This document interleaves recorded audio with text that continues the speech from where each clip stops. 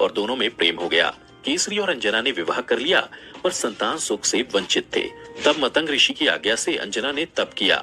तब वायु देवता ने अंजना की तपस्या से प्रसन्न होकर उसे वरदान दिया कि तुम्हारे यहाँ सूर्य, अग्नि एवं सुवर्ण के समान तेजस्वी, वेद वेदांगों का मर्मज्ञ विश्वंदय महाबली पुत्र होगा।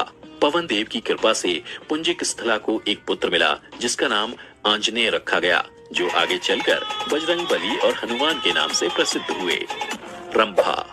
रंभा अपने रूप और सौंदर्य के कारण तीनों लोकों में प्रसिद्ध थी और यही कारण था कि हर कोई उसे अपना बनाना चाहता था। रामायण में कुबेर के पुत्र नल कुबेर की पत्नी के रूप में रंभा का उल्लेख मिलता है।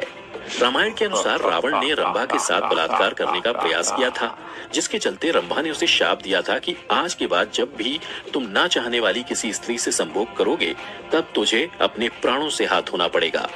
माना जाता है कि इसी शाप के भय से रावण ने सीता हरण के बाद सीता को छुआ तक नहीं था।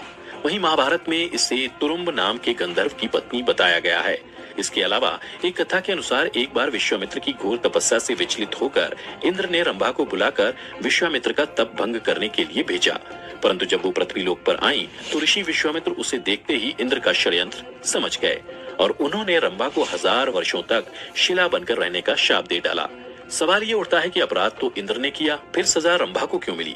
हालांकि वाल्मीकि रामायण की एक कथा के अनुसार एक ब्राह्मण द्वारा यह ऋषि के शाप से मुक्त हुई थी।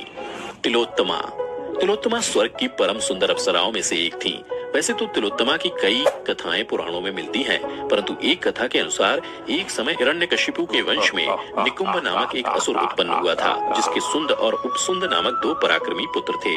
सुंद और उपसुंद ने ब्रह्मा जी की घोर तपस्या की, जिससे प्रसन्न होकर ब्रह्मा जी ने उनसे वर मांगने को कहा।